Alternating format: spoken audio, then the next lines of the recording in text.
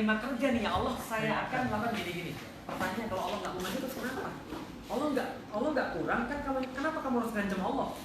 Ya Allah, kalau saya nggak dikasih ini saya nggak mau gini. Kamu siapa? Jadi what you're saying, jadi itu seperti trading. Betul. Jadi You cannot trade with Allah. Betul. Because he doesn't need anything. Betul. Kamu yang Who are you? Betul. Kamu yang diarahkan. Who are you with that Betul. 50 triliun which is nothing? Betul. Makanya ketika ada orang bilang kenapa harus saya dapat masalah? Ya Allah nanya kenapa enggak? Why not? Dan why not? Nah, karena inilah kemudian yang kemudian membuat dia jadi istimewa karena dia punya pandangan yang besar. Dia tidak pernah menilai sholat waktu dan sholat tahajud. Nah, ngomong-ngomong dia jadi sultan ketika berumur 12 tahun. Sampai sekarang saya lagi meneliti kenapa bapaknya relinquish dari sultan, ngasih ke anaknya dan lalu kemudian berbicara bahwa ya seolah lagi nih, saya mau untuk uzrah dulu. Saya mau pelajari agama dulu biar anak saya mimpin, padahal masih 12 tahun. Dan yang saya dapat ternyata dia bukan uzlah, tapi dia mengamankan seluruh yang akan dikuasai oleh anak-anaknya, termasuk pasukan, termasuk penguasa, termasuk segala macam, bikin grand plan dan segala macam, sampai anaknya ini kemudian bisa nanti untuk menikmati. Tapi 12 tahun pas dia jadi sultan pertama kali ditanya program kerja kita apa, anak 12 tahun langsung bilang ini, program kerja saya yang pertama adalah menaklukkan Konstantinopel. Ajib. Langsung pasukan langsung protes gitu kan ya, para menteri langsung protes, dia diturunkan 2 tahun kemudian. Jadi 12 tahun dia udah ngerti GBH ya. Betul, tapi salah karena nggak punya pengalaman. Ya. Dia turun kemudian pada tahun 446, kemudian sultan yang pertama naik lagi, kemudian nanti setelah itu dia akan naik lagi ketika umur 19 tahun. Jadi dia akan matang ketika umur 19 tahun. Jadi bukan matang kayak orang zaman sekarang, lulus itu aja masih takut nikah. Jadi kan. Nah, lalu kalau gitu kita lihat, nah dia bentuk pasukan yang terbaik. Ini sebenarnya dari bapaknya. Bapaknya bikin salah satu grand plan namanya Royal Janissaries atau dalam bahasa Arab Inkisaria. Yeni Seri dalam bahasa Turki. Yeni artinya baru, new, Seri artinya troops. Pada faktanya Yeni Seri adalah pasukan-pasukan mualaf. Pasukan-pasukan mualaf yang terbaik yang dikumpulin dari seluruh negeri yang saya bilang tadi, yang paling tinggi IQ-nya itu jadi tentara. Maka dalam tahun yang sama ketika Yeni Seri dibentuk, orang-orang Prancis bilang, kenapa kita selalu kalah daripada pasukan muslim? Mereka tulis begini, wajar kami melihat pasukan muslim itu ketika mereka pergi ke pertempuran itu kayak mereka pergi ke kondangan, kata mereka. Dan pasukan muslim yang jumlahnya 100.000 itu lebih mudah diperintah daripada kami yang 1.000. Kami diperintah 1.000, kami nyumpah, kami kemudian ngomong, kami ngeluh. Mereka diperintah 100.000 langsung jalan. Maka mereka bilang, wajar ini pasukan menguasai dunia. Karena mereka sangat taat pada pemimpin mereka dan sangat kuat sekali. Ini pasukan Yeni Seri. Jadi dibuat pasukan terpadu dari kecil, 7.000 pasukan elit dibuat untuk khusus Konstantinopel. Lalu apalagi dilatih dengan strategi, fisik, akademis, fikih, dan kerjaannya itu cuma belajar, lalu kemudian latihan, lalu kemudian sholat. Jadi kira-kira gitu. Karena Muhammad Al-Fatih tahu pasukannya harus pasukan terbaik, berarti harus paling dekat dengan Allah. Maka dia jadi professional soldier. Profesional. Kalau sekarang kayak yang elite, Blackwater missionary segala macam. Best of the best. Ya, bayarannya gede dong. Sangat gede sekali. Sangat gede sekali. Dan termasuk kenapa mereka bisa protes sama Muhammad Al-Fatih karena mereka minta raise. Source of income-nya untuk finance ini semua dari mana? Islam punya 12 jenis sumber pemasukan negara. Allahu Akbar. Luar biasa sekali. Belum ada oil. Betul. So what is seven sedikit aja kita. Yang paling besar Ghanimah. Pampasan perang. Rampasan perang. Pampasan perang itu besar sekali. Jadi a spoil of war. Yeah. Jadi ada hukumnya nanti di dalam Islam. Ghanimah di jizyah. Oke, kalau gitu kita lihat apalagi melihat. Nah, selain kemudian paham tentang pasukan, dia juga paham geopolitik karena dia sangat ahli sekali dalam bidang geopolitik. Ini Selat Bosporus yang saya bilang, ini namanya tempat penyeberangan kuno. Darius, Cyrus, Alexander Agung, semua lewat sini semua. Nah, maka dia kemudian mengetahui buyutnya dulu punya benteng namanya Anadolu Hisar. Ini di sini Konstantinopel dan dia bilang gini, kalau kita nggak mengendalikan ini, maka kita nggak dapat ini. Kenapa dari dulu kita gagal? Karena ini kita nggak kendalikan. Maka bala bantuan, bala tentara semua dari sini. Ini harus kita kendalikan, biar ini bisa jatuh. Gimana caranya? Dia bilang, gue pengen bangun benteng di sini. Bentengnya sudah ada, punya buyutnya di sini, dia pengen bangun di sini. Di sini namanya Anadolu Hisar. Anadolu dari kata-kata Anatolia. Anatolia Asia Jadi Kecil. sebetulnya ini strategi embargo lah ya. Betul. Diputus dulu. Ya diputus dulu, dia punya supply, food dan segala macam hilang terus selesai deh.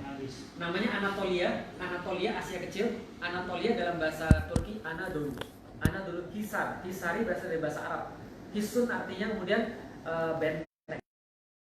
Caesarea artinya benteng Asia, benteng Eropa. Ketika rencana mau dibuat, langsung Kaisar protes. Kaisar bilang gini, kamu tahu nggak, dulu dia bentuk Anadolisari, buyutmu itu pada tahun 1300 bentuk Anadolisari, minta izin pada kami sebagaimana seorang anak minta izin pada bapaknya.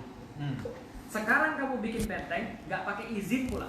Maka Almaty tulis surat balasan. Saya kasih tahu kamu, Konstantinopel adalah segitiga yang kamu lindungi dengan benteng-bentengmu. Selain itu bukan wilayah suka. Kalau engkau mention tentang sultan-sultan sebelum aku, saya kasih tahu sultan yang sekarang berbeda dengan sultan yang kemarin.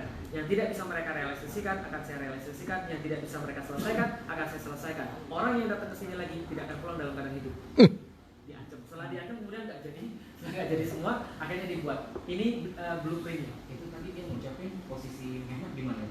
Adanya di Edirne. Ada di sebelah Eropa. Jadi dia pemikirannya kayak American military base sekarang, Betul. gitu ya. Betul. Mau bikin di mana aja nggak usah izin lah. Betul. Karena gue yang punya nuklir. Keren. 19. Nah, ini Anadolu Hisar, ini adalah Rumeli Hisar, ini kapal-kapal yang lewat. Dan ini adalah Bosporus itu adalah nadi utama dunia pada saat itu. Bosporus. Nah, maka kemudian Almaty buat ini aslinya ini Anadolu Hisar. Sayangnya sampai sekarang masih tutup Anadolu Hisar. Ini tempatnya dibuat oleh Bayezid, tingginya 25 meter sekitar tahun 1353-1354. Ini mobil kalau dibandingkan dengan bentengnya. Lumayan jadi. Ini bentengnya Muhammad Al-Fatih. 4 bulan mungkin. Selesai dalam waktu 4 bulan. Horor banget. Itu semen dari mana tuh? Itu dia. Kita tuh ketika Semennya dari- geleng-geleng betul. Oh pakai semen, it's not only Pakai rocks. semen. Pakai semen. Luar biasa itu. Saya tuh geleng-geleng. Semen Padang. Kami berbuat sebelum Anda memikirkan. Ini caranya adalah diserahkan 3 menara besar. Ini diserahkan pada Halil Pasha, salah satu penasihatnya. Ini diserahkan pada ini diserahkan pada Zaganus Pasha. Ini diserahkan pada Saruja Pasha. Dan mereka semua kalau kalian kemudian duluan bangun, kalian dapat reward. Pasha. Pasha artinya jenderal. Iya.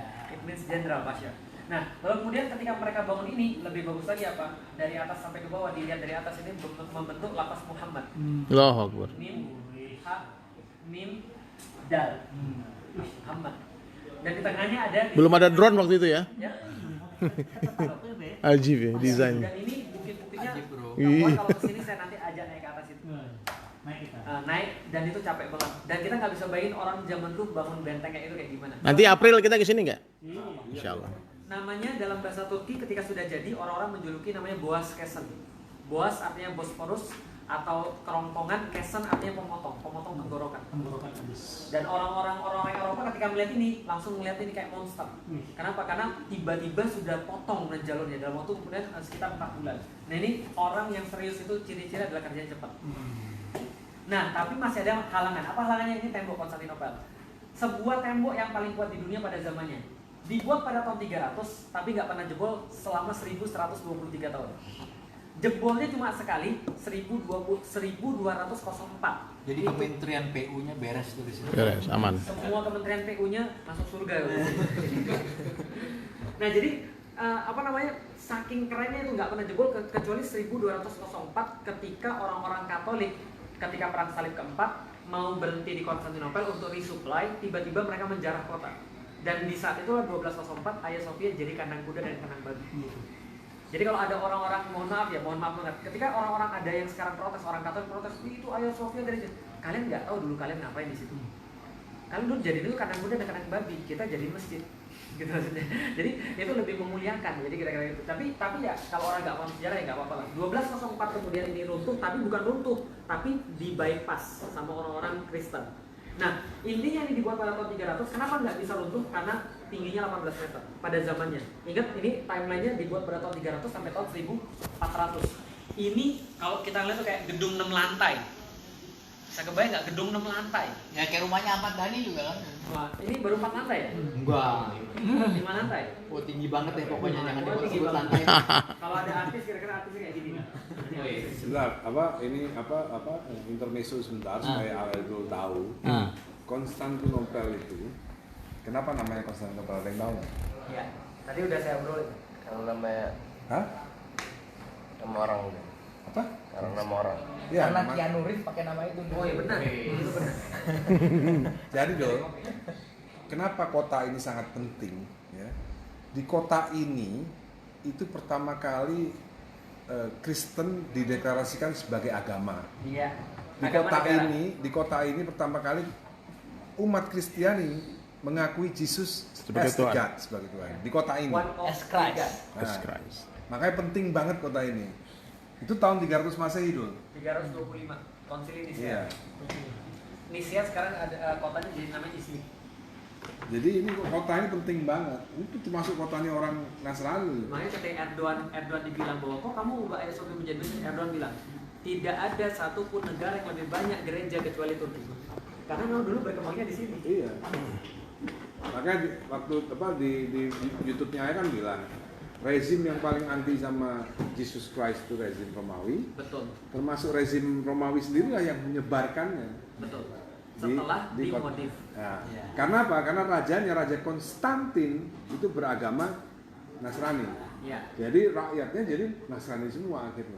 Itulah pentingnya kekuasaan. Wis. Langsung masuk ke bukunya Al Ghazali. Iya. Makanya ayah jadi politikus. 325 Masehi. 325. Apa namanya itu? Namanya? Konsili Nisia. Konsili Nicea. Karena di kota Nisia sekarang jadi Iznik namanya, kota Iznik. Kota Iznik terkenal dengan keramik yang bagus tuh. Jadi dari apa mangkatnya Yesus ke surga sampai 325 itu Yesus nggak pernah diakui sebagai Tuhan. Betul. Setelah ada acara Konsili Nicea itu baru Yesus dianggap Tuhan. Dan itu setelah debat. Karena ada dua kelompok. Kalau bahasa kita Konsili Nicea itu muktamar. Ya. Muktamar. Kalau bahasa Kongres. kita. Kongres. Munaslup. Munaslup luar biasa. Nah, jadi ketika itu mereka debat. Tuhan itu satu atau Tuhan itu tiga. Nah, setelah itu diputuskan yang bilang Tuhan satu akhirnya kemudian mereka diasingkan. Jadi itu ceritanya itu intermezzo. Jadi Jadi kota ini penting banget. Penting banget. Konstantinopel namanya. Ya. Dari kata Konstantin nama orang Kaisar Konstantin dan polis artinya polis artinya kota. Konstantinopolis. Kamu tahu nggak namanya Umayyad? Elvira Georgina Konstantin. Ya. Oh gitu. Namanya nenek tuh. Oh ya, ada Konstantinnya? Oh gitu. Nama nenek tuh, omaku. Kok bisa? Ibunya mamaku punya mama kan Katolik. Oh. Jadi namanya Elvira Georgina Konstantin. Padahal Konstantin itu adalah raja Kristen Ortodoks, bukan Iya. Kristen Katolik. Iya. Makanya. Tapi nggak apa-apa. Oke. Nah kemudian 18 meter ini tidak ada 18 meter tapi 3 lapis. Nah 3 lapis. Jadi struktur 3 lapis inilah yang merupakan struktur yang nggak pernah terjebol. Yang pertama parit lebarnya 20 meter, dalamnya 10 meter. Yang kedua adalah setelah dia bisa lewat parit, taruhlah misalnya orang bawa kudanya berhenti di sini, dia harus kemudian berenang. Kalau berenang dipanah langsung dari sini. Taruhlah akhirnya kuat, tebal. Dia bisa manjat. Di sini dia sebenarnya dilempar batu, lempar panah, lempar minyak dan Lempar segala api, macam. bakar. Lempar api bakar. Ini tingginya sekitar 8 meter. Tebalnya sekitar 3 meter. Kalau bisa lewat sini, harus lewat sini lagi. Dilempar, dibakar. Tebalnya sekitar 5 meter, tingginya sekitar 12 meter. Gila dong. Kalau misalnya antum yang jadi pasukannya Muhammad Al-Fatih, gimana cara masuk ke dalam? Ingat loh, ini sudah 1123 tahun belum pernah jebol. Gimana caranya?